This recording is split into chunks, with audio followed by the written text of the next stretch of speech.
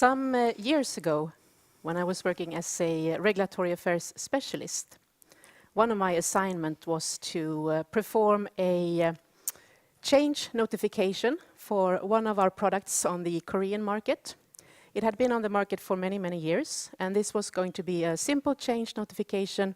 I think it was something with the packaging that needed to be notified a change. The Korean authority, however, wanted to do a full review of the entire technical file.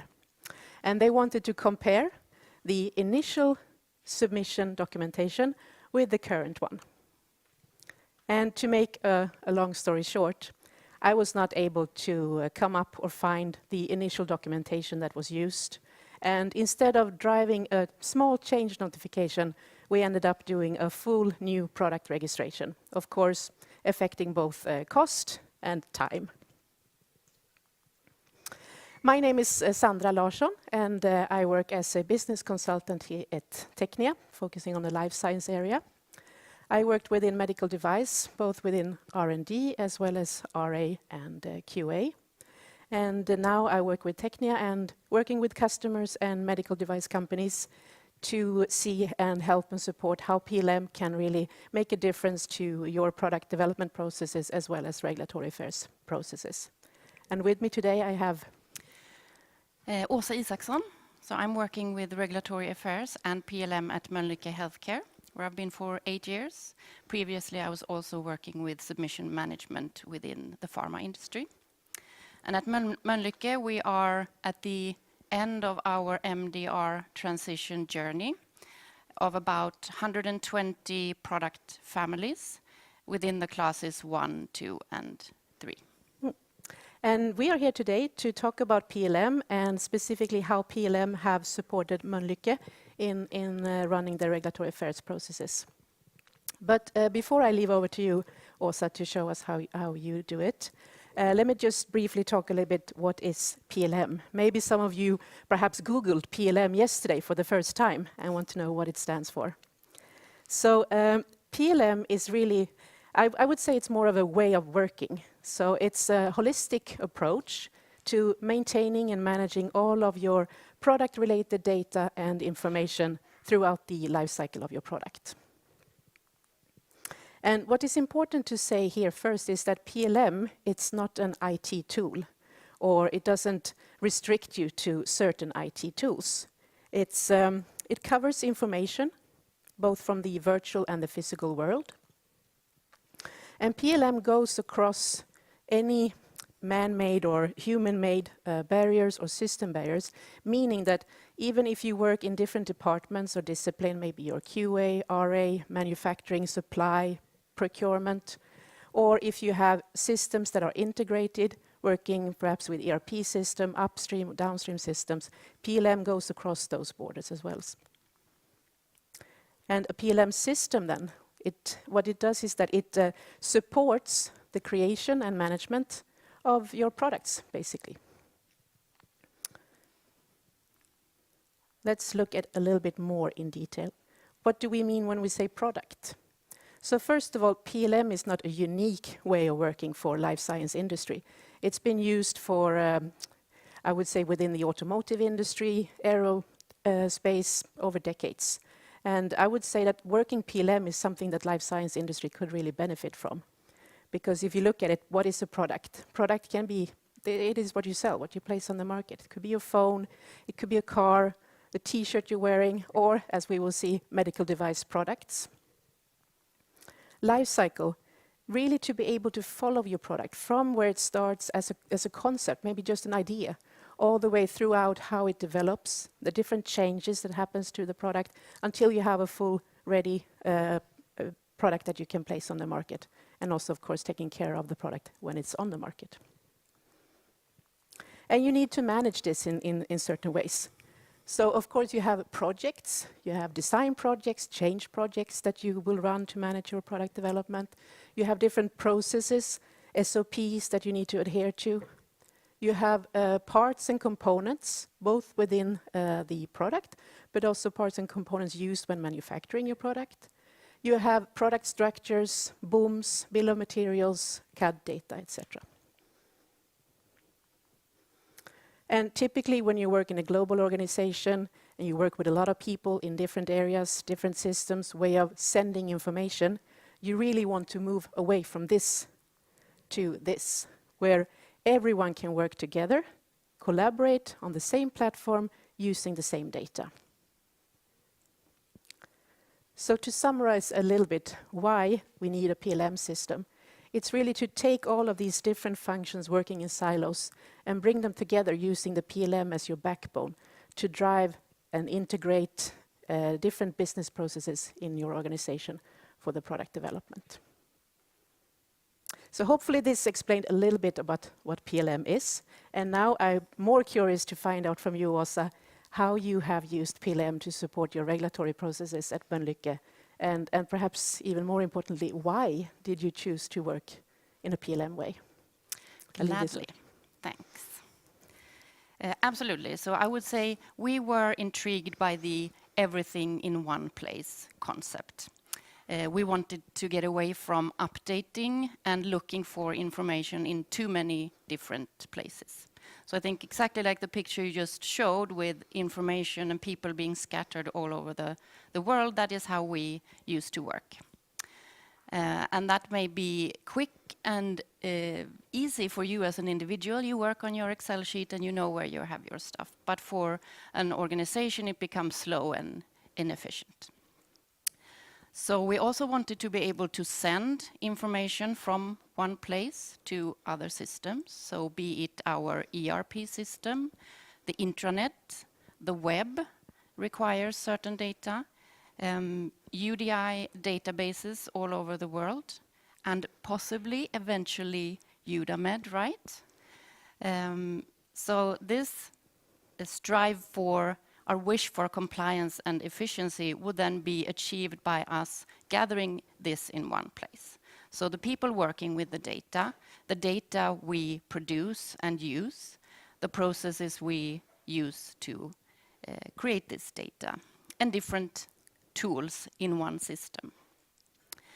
And what that meant more in detail is that we then integrated the regulatory processes, so regulatory planning and what is called market authorization for us, which is the execution of your RA planning. We integrated that into the tool where the product data was also already managed, where your design control projects happen, where your change control projects happen. So that meant moving work from SharePoints, local drives, your emails, and into here instead, which was also a big change in mindset from looking at the tool as only a document repository.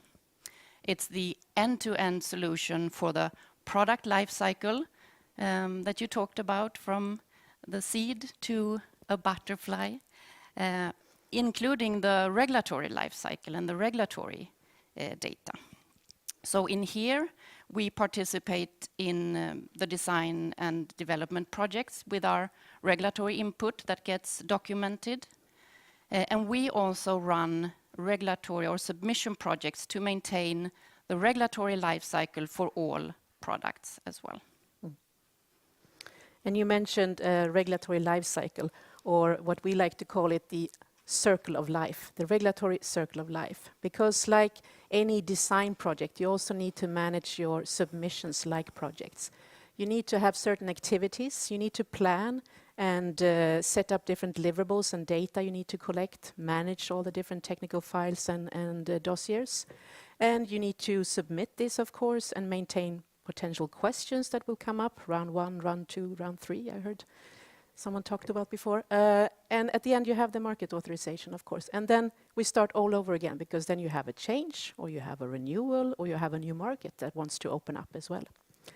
So let's look at some of these activities also and see how you at Mölnlycke utilized PLM to support these parts. Exactly. So this circle will be the day-to-day work for a lot of you that work with product registrations. So we'll look at a few examples of where managing this in the tool will create connections and give you functionality that will then aid collaboration and traceability. And we start there at the top with planning. That's usually where we start.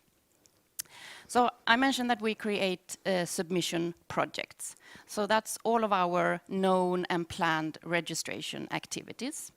It can be all the global renewals for the next few years. It is notifications to our notified body, and any regulatory activities that have been identified as part of change projects. They all become visible on our global registration plan, and each submission project hold their own data and their own timeline. So what we see here, everyone sees. Planning and replanning, which we know is quite frequent in projects and in the regulatory world, happens in this place, and everyone sees the same information. And you can also view it depending on what need you have. You can view it by regulatory authority or by business area, or depending on how you want to use the data and present it to different stakeholders. And what we also talked about was that you have the regulatory affairs processes together with the product design and product development. Is this connected also to the products? Exactly. So each submission project is connected to a product, which adds then traceability or transparency in different ways, both in this overview where we can see everything that is happening, but also if you look in the system from the product, anyone who can access that view can also see what registration activities are ongoing for that product. And from a change project, you can see which regulatory activities were triggered by this change, and that might affect several products. So change could affect several products. And all this transparency can improve our change assessment.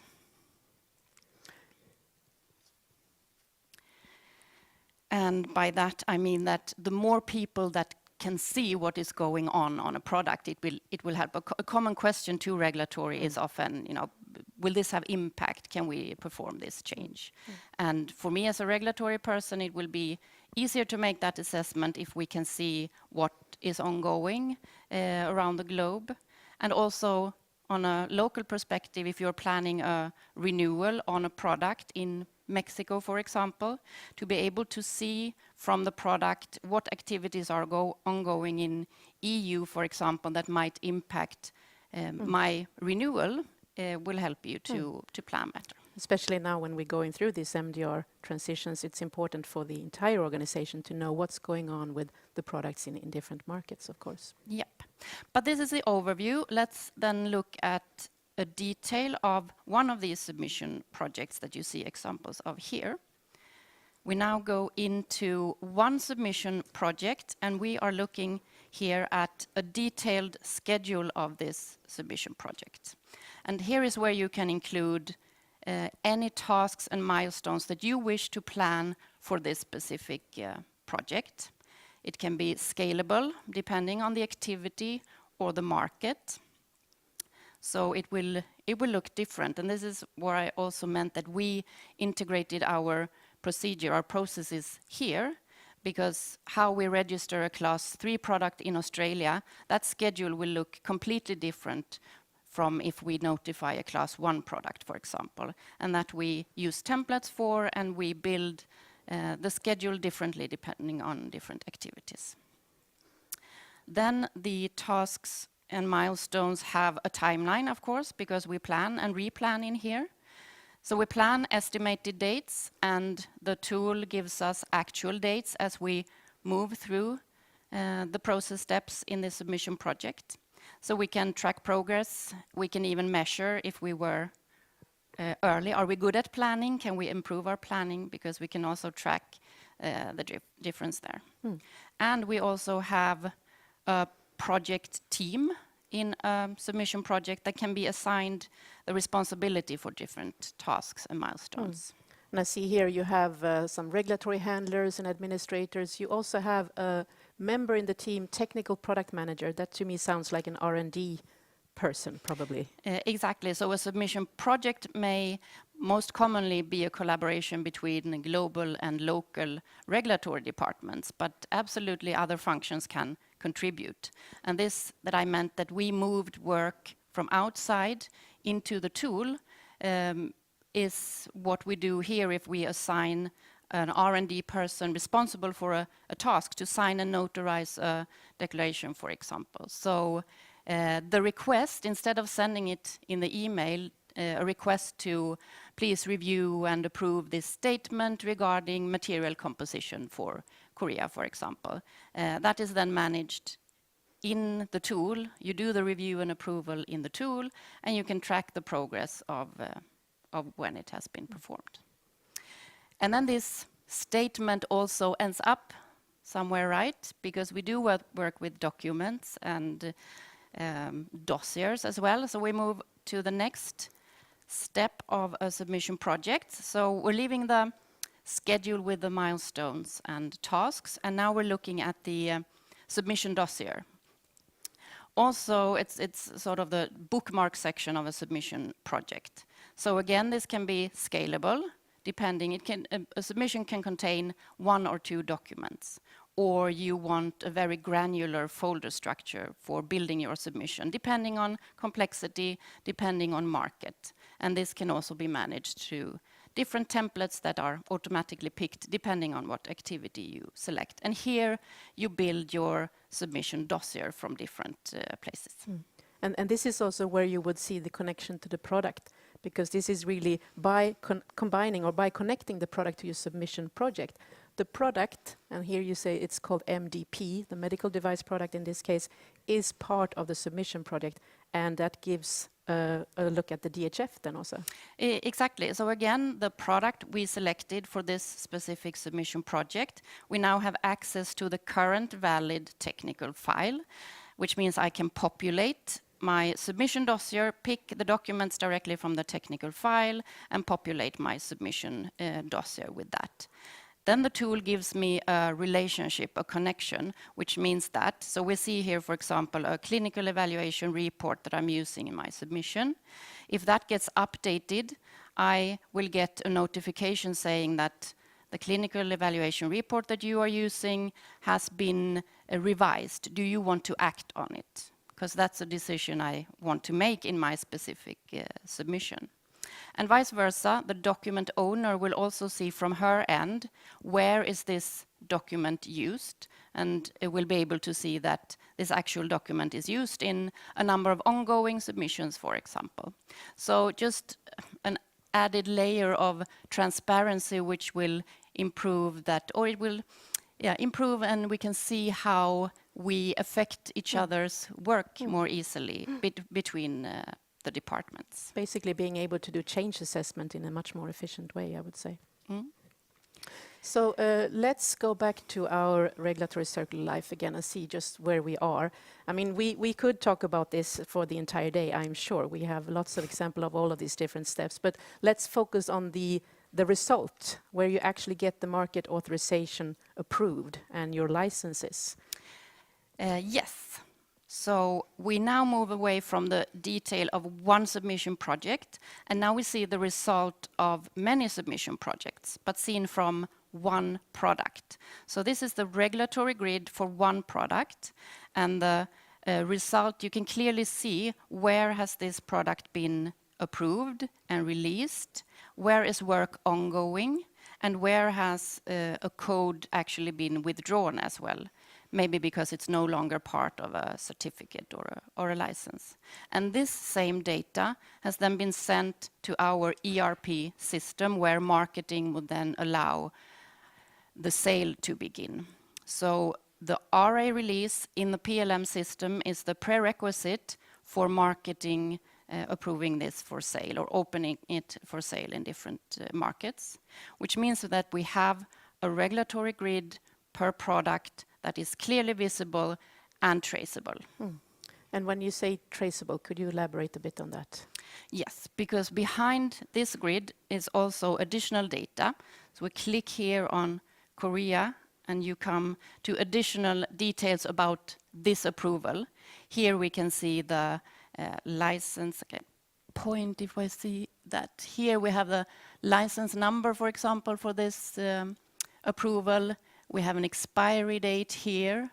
And here we have a number of submission projects that is now forever the history of this product on this market collated in this submission master record, and it will continue to build throughout this product's life cycle in Korea, build on with additional submissions. I wish I had that when I was doing my submission to Korea, because this is where I guess I would find the history of all the documentation, so that I can utilize it more easily. Yep, it's traceable now. Yes. So then the million-dollar question then is, of course, a recipe for successful product registrations.